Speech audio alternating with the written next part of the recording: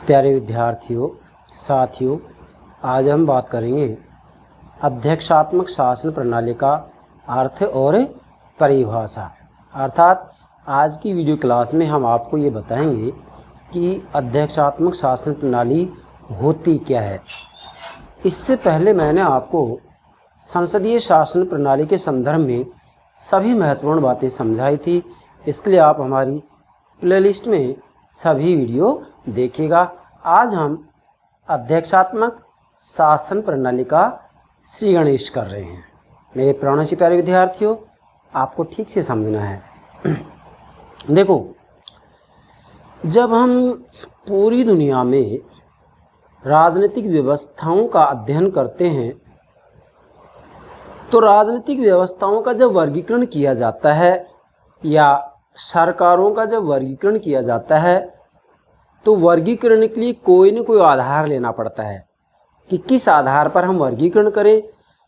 तो यहाँ वास्तविक रूप में सरकार के दो अंग, व्यवस्थापिका और कार्यपालिका, इनके क्या आपसी संबंध हैं, क्या आपसी संबंध होते हैं, इसके आधार पर दो प्रकार के शासन प्रणालियाँ उभरकर सामने आती हैं, जिसे संसदीय शासन प्रणाली और अध्यक्षीय शासन प्रणाली का नाम दिया जाता है। तो इसी संदर्भ में आज हम अध्यक्षात्मक शासन प्रणाली को समझाएंगे। अर्थात जब किसी राजनीतिक व्यवस्था के अंतर्गत या किसी भी देश की राजनीतिक व्यवस्था के अंतर्गत सरकार के दो अंग, व्यवस्थापिका और कार्यपालिका का घनिष्ठ संबंध होता है। कार्यपालिका व्यवस्थापिका की प्रति उत्तरदायी होती है। कार्यपालिका का निर्माण व्यवस्थापिका में से होता है। कार्यपालिका और व्यवस्थापिका में घनिष्ठ संबंध होता है। कार्यपालिका और व्यवस्थापिका का कार्यकाल अनिश्चित होता है। ऐसे लक्षण जहाँ पाए जाते हैं उसे संसदीय शासन प्रणाली कहा जाता है। इसे हमने बहुत अच्छे तरीके से समझा दिया है, इसके लिए आप हमारी प्लेलिस्ट देखिएगा। आज हम बात करेंगे अध्यक्षात्मक शासन प्रणाली की। तो मेरे प्यारे विद्यार्थियों, सर्वप्रथम आप हमारे YouTube चैनल को सब्सक्राइब अवश्य कीजिएगा, जिससे प्रतिदिन जो हम वीडियो क्लासेज अपलोड करते हैं उसकी जानकारी आपको प्राप्त हो सके। चलिए, अध्यक्षात्मक शासन प्रणाली क्या है भाई। यहाँ पर भी हमें आधार वही लेना पड़ेगा क्या कि व्यवस्थापिका और कार्यपालिका के आपसी संबंध किस प्रकार के हैं। तो वास्तव में अध्यक्षात्मक शासन प्रणाली के अंतर्गत कार्यपालिका और व्यवस्थापिका, इन दोनों का कोई घनिष्ठ संबंध नहीं होता है। कार्यपालिका व्यवस्थापिका के प्रति उत्तरदायी नहीं होती है। कार्यपालिका व्यवस्थापिका में से नहीं निकलती है। यहाँ कार्यपालिका और व्यवस्थापिका का कार्यकाल निश्चित होता है। कहने का मतलब वास्तविक रूप में अध्यक्षात्मक शासन प्रणाली के अंतर्गत कार्यपालिका और व्यवस्थापिका ये दोनों ही कार्य शक्ति और कार्य अवधि की दृष्टि से एक दूसरे से स्वतंत्र होती हैं, एक दूसरे के ऊपर निर्भर नहीं होती हैं। यहाँ कार्यपालिका का निर्माण व्यवस्थापिका में से नहीं होता है। कार्यपालिका व्यवस्थापिका के प्रति उत्तरदायी नहीं होती है। ऐसी व्यवस्थाएं जहां पर होती हैं उसे अध्यक्षात्मक शासन प्रणाली कहा जाता है। इस बात को आप ठीक से इस डायग्राम के माध्यम से समझ सकते हैं। अच्छा, ये बात तो क्लियर होगी कि संसदीय शासन प्रणाली क्या है। समझ गए?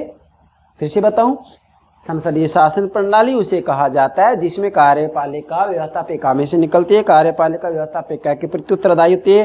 कार्यपालिका और व्यवस्थापिका का कार्यकाल अनिश्चित होता है, अस्थायी होता है। क्यों? क्योंकि व्यवस्थापिका कार्यपालिका को समय से पहले पद से हटा सकती है अविश्वास प्रस्ताव के आधार पर, और कार्यपालिका भी व्यवस्थापिका का विघटन करा सकती है। इसलिए इन दोनों का कार्यकाल भी अनिश्चित होता है। अतः आप कह सकते हैं संसदीय शासन प्रणाली में वास्तविक रूप में कार्यपालिका और व्यवस्थापिका कार्य शक्ति और कार्य अवधि की दृष्टि से एक दूसरे पर निर्भर होती है, जबकि अध्यक्षात्मक शासन प्रणाली में इससे ठीक विपरीत स्थिति होती है। कैसे? ध्यान दें। अध्यक्षात्मक शासन व्यवस्था, मतदाता चुनते हैं व्यवस्थापिका को। मतलब संयुक्त राज्य अमेरिका की व्यवस्थापिका का नाम कांग्रेस है। क्या नाम है? कांग्रेस है। कांग्रेस के दो सदन हैं, वहाँ व्यवस्थापिका के दो सदन है, प्रतिनिधि सदन और सीनेट। तो वास्तविक रूप में व्यवस्थापिका को जनता चुनती है। ठीक है, आप इधर आइए, ये तो व्यवस्थापिका होगी। अब कार्यपालिका की क्या स्थिति होगी भाई? संसदीय प्रणाली में तो कार्यपालिका मतलब जो मंत्रिमंडल है वो व्यवस्थापिका में से ही तो निकलता है भाई। भारत में सबसे पहले हम लोकसभा के सदस्यों को चुन करके भेजते हैं, लोकसभा के सदस्यों को चुन करके भेजते हैं ना, फिर उसमें से मंत्रिमंडल गठन होता है। मतलब जिस दल को बहुमत प्राप्त होता है उसमें से मंत्रिमंडल गठन होता है या नहीं? तो मंत्रिमंडल को डायरेक्ट सीधा हम थोड़ी चुनते हैं कि भाई हम आपको वित्त मंत्री बना रहे हैं, शिक्षा मंत्री बना रहे हैं, नहीं। तो इसका मतलब मंत्रिमंडल अर्थात कार्यपालिका मतलब राजनीतिक कार्यपालिका व्यवस्थापिका में से निकलती है। इसलिए कार्यपालिका व्यवस्थापिका के प्रति उत्तरदायी होती है। ये तो संसदीय शासन प्रणाली। मगर अध्यक्षात्मक शासन प्रणाली में व्यवस्थापिका को तो चुन दिया जनता ने। अब जो यहाँ कार्यपालिका है मतलब राष्ट्रपति और मंत्रिमंडल, भाई ये व्यवस्थापिका में से नहीं निकलता है, नहीं, बल्कि यहाँ इसको भी जनता चुनती है। अब चाहे वो प्रत्यक्ष रूप में चुने या अप्रत्यक्ष रूप में चुनाव हो, बात सीधी सी ये है कि यहाँ जो राष्ट्रपति होता है, जैसे संयुक्त राज्य अमेरिका में, कि जो राष्ट्रपति होता है उस राष्ट्रपति को जनता चुनती है। ये व्यवस्थापिका में से नहीं निकलता है, बल्कि सीधा जनता चुन रही है इसको। और उसके बाद में राष्ट्रपति नियुक्त करता है मंत्रिमंडल को। देखो ध्यान देंगे, यहाँ मंत्रिमंडल को नियुक्त किया जा रहा है राष्ट्रपति के द्वारा, जबकि संसदीय शासन प्रणाली मंत्रिमंडल का चयन किया जाता है। मंत्रिमंडल का चयन किया जाता है किसके द्वारा? प्रधानमंत्री के द्वारा। और उसके बाद में जो वहाँ का राज्याध्यक्ष होता है, जैसे भारत में राष्ट्रपति उसको सहमति दे देता है। समझ रहे हैं या नहीं?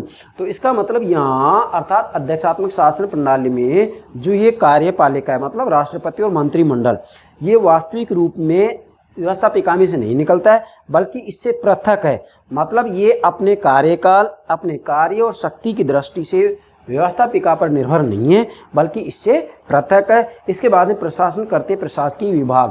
कहने का मेरा मतलब ये है कि अध्यक्षात्मक शासन प्रणाली में कार्यपालिका मतलब राष्ट्रपति और मंत्रिमंडल कार्यपालिका और व्यवस्थापिका का कोई घनिष्ठ संबंध नहीं होता है। कार्यपालिका मतलब राष्ट्रपति मंत्रिमंडल, कार्यपालिका व्यवस्थापिका में से नहीं निकलता है। यहाँ तो आप देखिएगा, मैंने तीर के निशान से देखा है, कार्यपालिका व्यवस्थापिका में से ही निकलता है। अर्थात यहाँ कार्यपालिका और व्यवस्थापिका का विलय हो जाता है और इस विलय के परिणाम स्वरूप एक नई संस्था का निर्माण होता है जिसे संसद कहा जाता है। जबकि यहाँ कार्यपालिका और व्यवस्थापिका ये दोनों का विलय नहीं होता है, बल्कि दोनों पृथक पृथक होती हैं।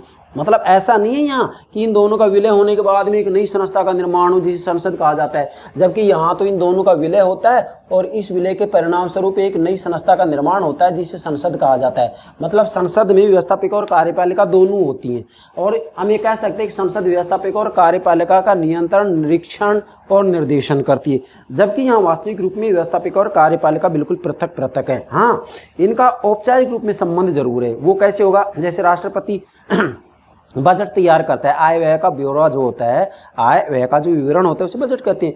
तो जो बजट होता है वह बजट वास्तविक रूप में किसके सामने रखा जाएगा? व्यवस्थापिका के सामने। तो व्यवस्थापिका चाहे तो उसका अस्वीकार कर सकती है। इसी के साथ में व्यवस्थापिका जो कानून बनाती है उन कानूनों के ऊपर राष्ट्रपति वीटो कर सकता है, निषेध अधिकार का प्रयोग कर सकता है।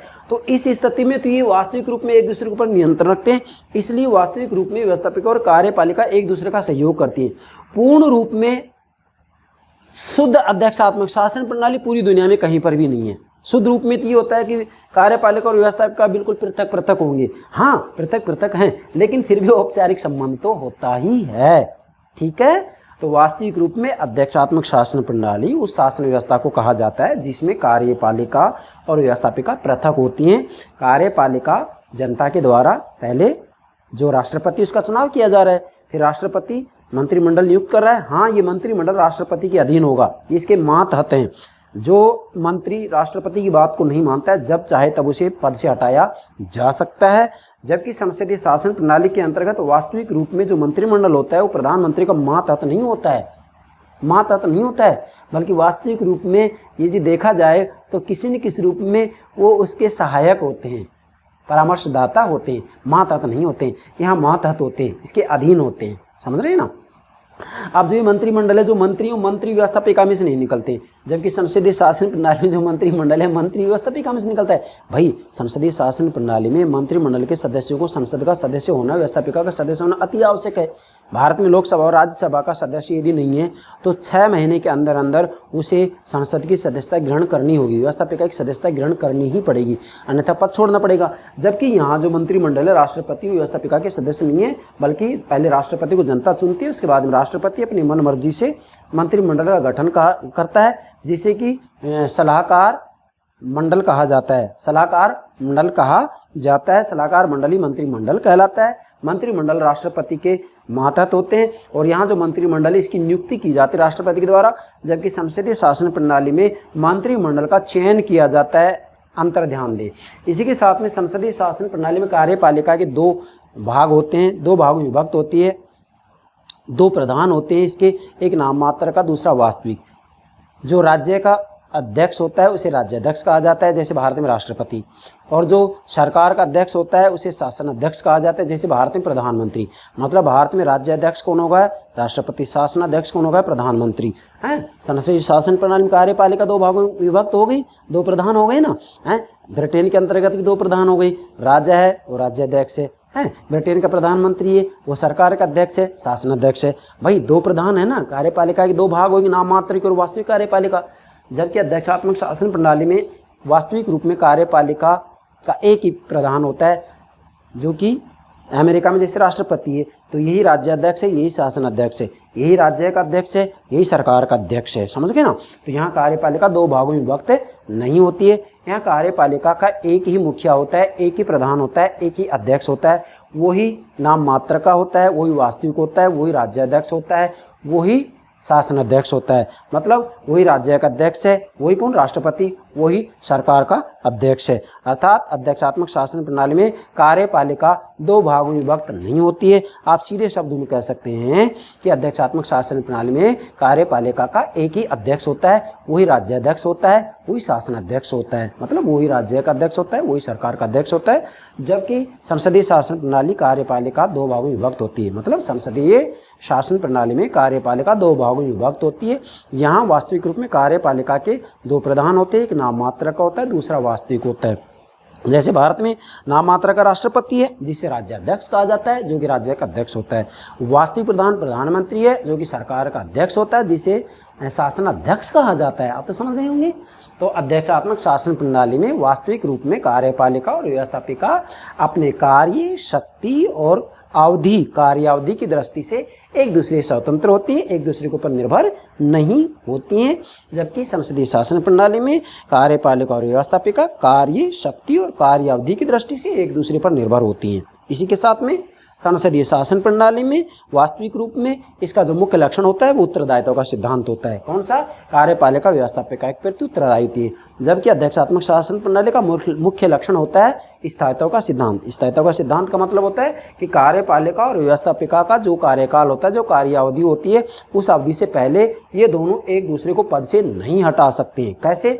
ना तो व्यवस्थापिका राष्ट्रपति के खिलाफ अविश्वास प्रस्ताव ला सकती है और ना ही राष्ट्रपति व्यवस्थापिका का विघटन करा सकता है। जबकि संसदीय शासन प्रणाली में कार्यपालिका व्यवस्थापिका का विघटन करा सकती है। इसी के साथ में व्यवस्थापिका कार्यपालिका के खिलाफ अविश्वास प्रस्ताव ला सकती है और अविश्वास प्रस्ताव पारित हो जाता है तो मंत्रिमंडल को कार्यपालिका को त्यागपत्र देना पड़ता है। यस, इसलिए आप कह सकते हैं कि अध्यक्षात्मक शासन प्रणाली वास्तविक रूप में शक्ति पृथक्करण के सिद्धांत पर कार्य करती है, शक्ति पृथक्करण के सिद्धांत पर आधारित होती है। शक्ति पृथक्करण के सिद्धांत का मतलब ये होता है कि सरकार के तीनों अंग व्यवस्थापिका, कार्यपालिका और न्यायपालिका पृथक पृथक होते हैं।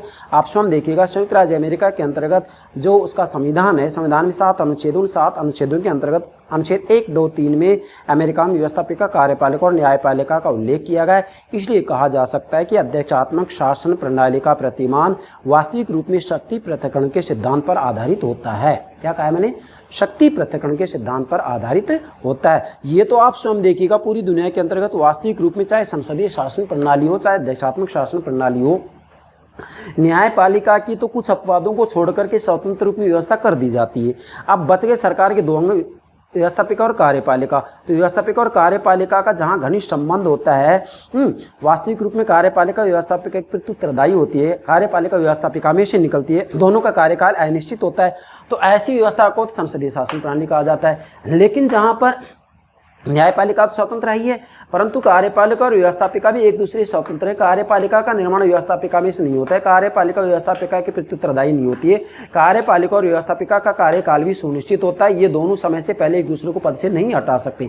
ऐसे लक्षण जहाँ पर पाए जाते हैं उसे अध्यक्षात्मक शासन प्रणाली कहा जाता है। हाँ, इतना जरूरी है कि वास्तविक रूप में जो ये अमेरिका का राष्ट्रपति अर्थात अध्यक्षात्मक शासन प्रणाली के अंतर्गत जो राज्य और शासन का अध्यक्ष होता है, सरकार का अध्यक्ष होता है, अध्यक्ष एक ही होता है यहाँ पर, तो उसको देशद्रोह और इसी के साथ विश्वासघात के आधार पर महाभियोग की प्रक्रिया से हटाया जा सकता है। बाकी इसके अलावा यदि राष्ट्रपति गलत प्रशासन करता है तो बुरा प्रशासन के आधार पर राष्ट्रपति को पद से नहीं हटाया जा सकता है। क्यों? क्योंकि यहाँ कार्यपालिका मतलब राष्ट्रपति और मंत्रिमंडल व्यवस्थापिका के प्रति उत्तरदायी नहीं है। हाँ, जो मंत्रिमंडल है वो राष्ट्रपति के प्रति उत्तरदायी होगा, मंत्रिमंडल व्यवस्थापिका के प्रति उत्तरदायी नहीं होगा, राष्ट्रपति व्यवस्थापिका के प्रति उत्तरदायी नहीं होगा।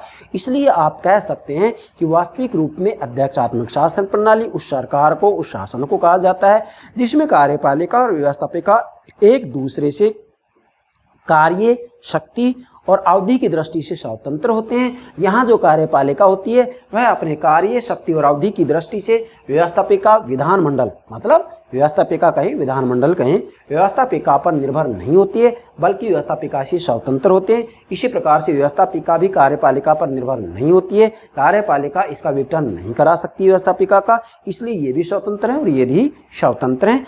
ऐसे लक्षण जहाँ पाए जाते हैं उसे अध्यक्षात्मक शासन प्रणाली कहा जाता है। आप नोट कीजिएगा, अध्यक्षात्मक शासन व्यवस्था की सामान्य संरचना। तो अध्यक्षात्मक शासन प्रणाली को ठीक से समझना है तो आप इसके आधार पर समझ सकते हैं। मैं फिर से बता रहा हूँ, राष्ट्रपति, मंत्रिमंडल ये कार्यपालिका हो गया, तो अध्यक्षात्मक शासन प्रणाली में कार्यपालिका व्यवस्थापिका के प्रति उत्तरदायी नहीं होगा।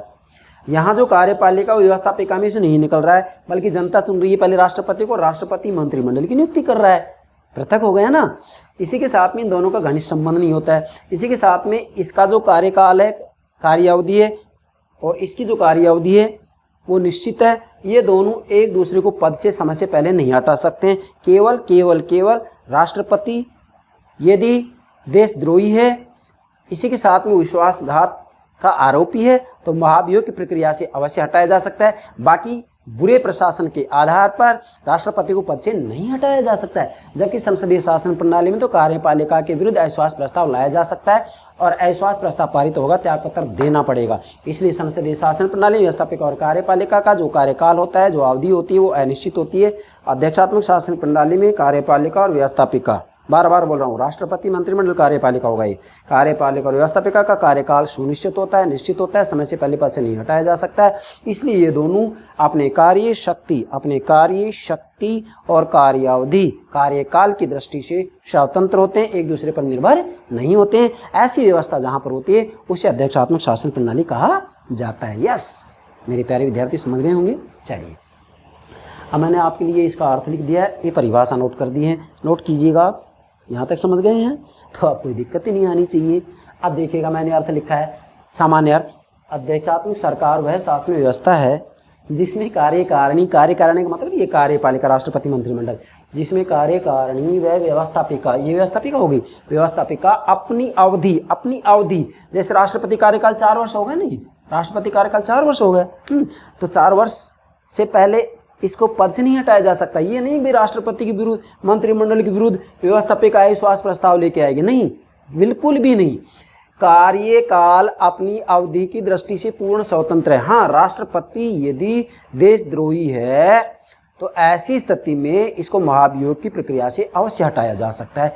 इसी के साथ में अपनी शक्ति और कार्यों के संबंध में एक दूसरे से स्वतंत्र, पृथक रहती है। समझ गए इसका मतलब अध्यक्षात्मक शासन प्रणाली में कार्यपालिका और व्यवस्थापिका अपनी कार्यावधि, कार्यकाल और कार्य और शक्ति की दृष्टि से ये दोनों एक दूसरे से स्वतंत्र हैं, एक दूसरे पर निर्भर नहीं हैं, जैसा कि संसदीय शासन प्रणाली में होता है। संसदीय शासन प्रणाली को ठीक से समझने के लिए आप हमारी प्लेलिस्ट देखिएगा, लेकिन यहाँ मेरी व्यवस्था है कि जब तक संसदीय शासन प्रणाली नहीं समझेंगे अध्यक्षात्मक शासन प्रणाली नहीं समझ सकते आप।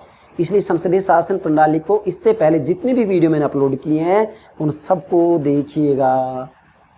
परिभाषा 2 हैं, गार्नर और गेटेल की परिभाषा, कोई नई बात नहीं, इसमें वही बात आएगी जो मैंने इधर समझाई है। अब ध्यान दें, गार्नर कह रहे हैं कि यह वह शासन व्यवस्था है, यह मतलब अध्यक्षात्मक, यह वह शासन व्यवस्था है जिसमें कार्यपालिका, देखिएगा ये कार्यपालिका होगी ना, राष्ट्रपति मंत्रिमंडल, यस, जिसमें कार्यपालिका अपनी अवधि, मतलब जो इसका कार्यकाल है, अपनी अवधि, शक्तियों और कार्यों के संबंध में व्यवस्थापिका से स्वतंत्र रहती है। समझ गए?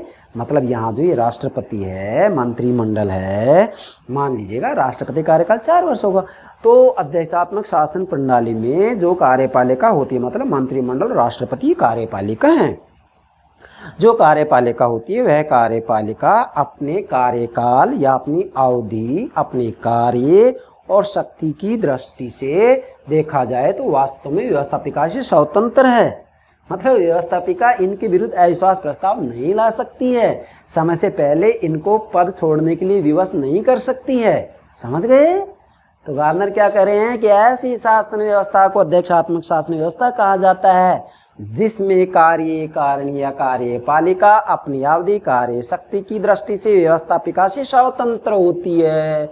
आपके सामने है, ये व्यवस्थापिका होगी, ये कार्यपालिका होगी, ये स्वतंत्र है, ये स्वतंत्र है। औपचारिक संबंध होगा, घनिष्ठ संबंध नहीं होगा। यहाँ राष्ट्रपति और मंत्रिमंडल मतलब कार्यपालिका व्यवस्थापिका में से नहीं निकल रहा है, जबकि यहाँ व्यवस्थापिका में से ही इसका निर्माण हो रहा है, मंत्रिमंडल का, कार्यपालिका का। कहाँ? संसदीय शासन प्रणाली में।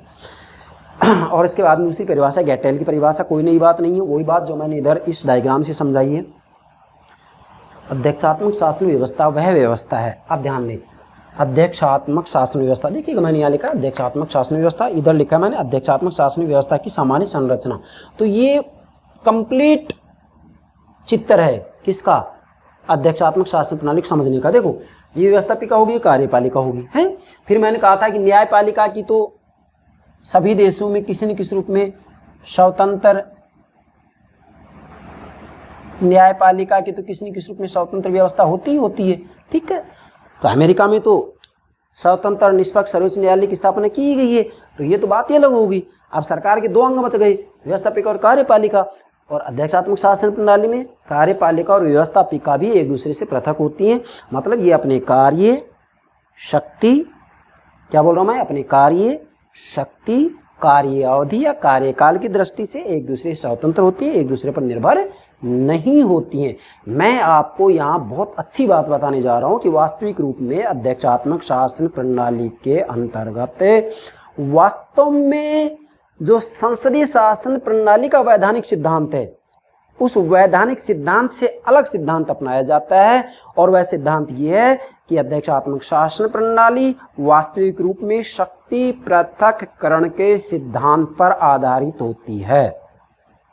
शक्ति पृथक्करण के सिद्धांत का मतलब होता है सरकार के 3 ही अंग, व्यवस्थापिका, कार्यपालिका और न्यायपालिका की पृथक पृथक रूप में स्थापना व्यवस्था कर दी जाती है।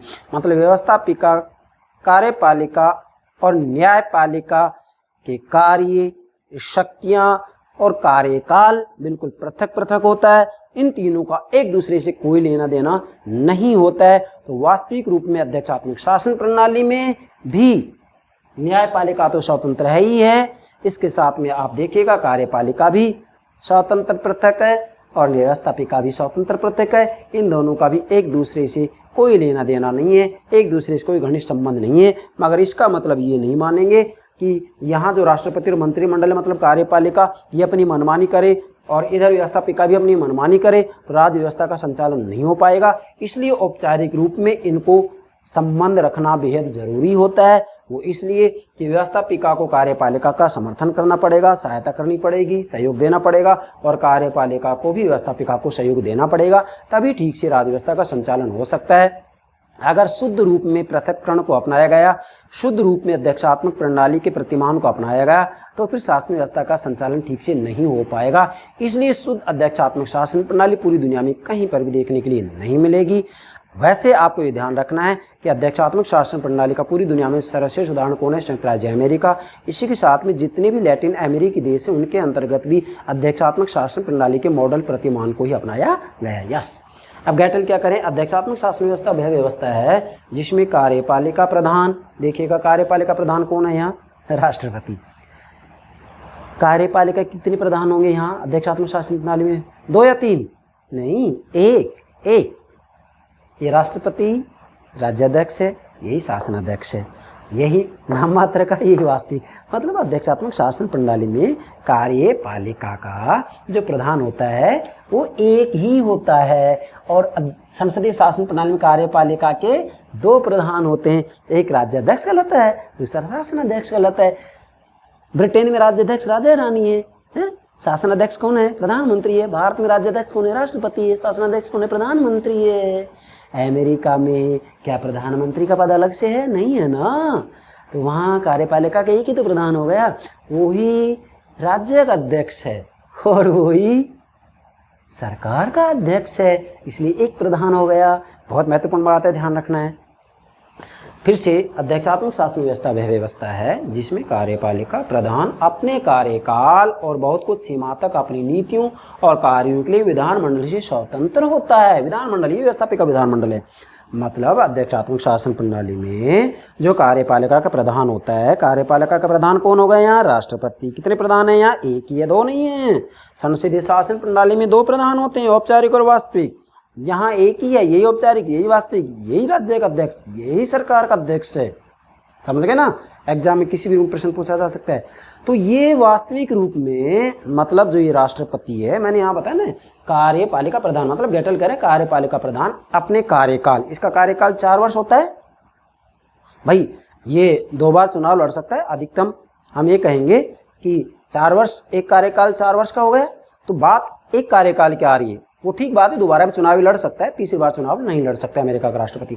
मगर 4 वर्ष से पहले व्यवस्थापिका राष्ट्रपति को अविश्वास प्रस्ताव से नहीं हटा सकती है। हाँ, महाभियोग सेवा से हटाया जा सकता है, मगर बुरा प्रशासन है इसका तो इसको पद से नहीं हटाया जा सकता है। केवल विश्वासघात और देशद्रोह के आधार पर महाभियोग की प्रक्रिया से हटाया जा सकता है, जिसमें कार्यपालिका प्रधान अपने कार्यकाल और बहुत कुछ सीमा तक अपनी नीतियों और कार्यों के लिए विधानमंडल से स्वतंत्र रहता है। मतलब इसका कार्यकाल, इसकी नीतियां और कार्य स्वतंत्र हैं।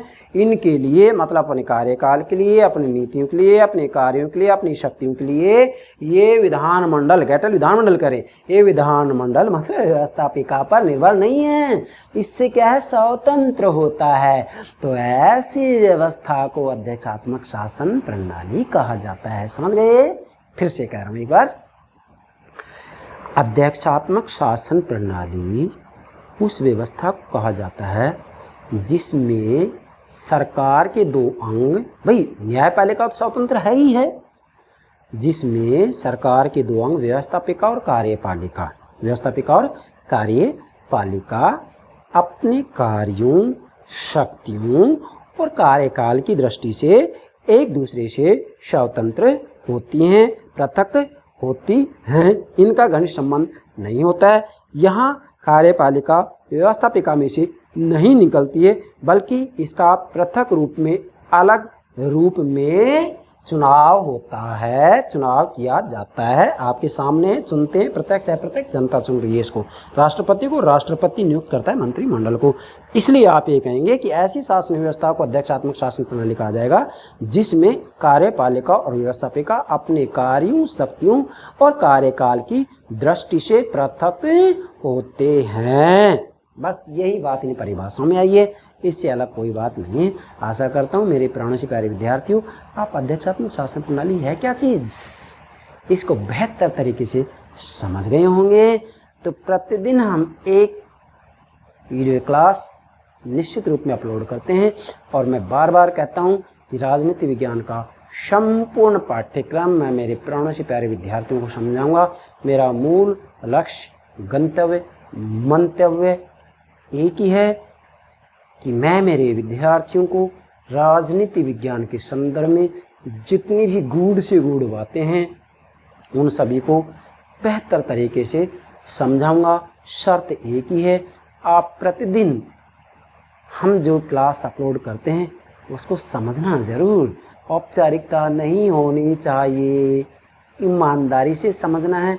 फिर आप किसी प्रतियोगिता परीक्षा में बैठिएगा, आप सफल होंगे, ये मेरा दृढ़ विश्वास है।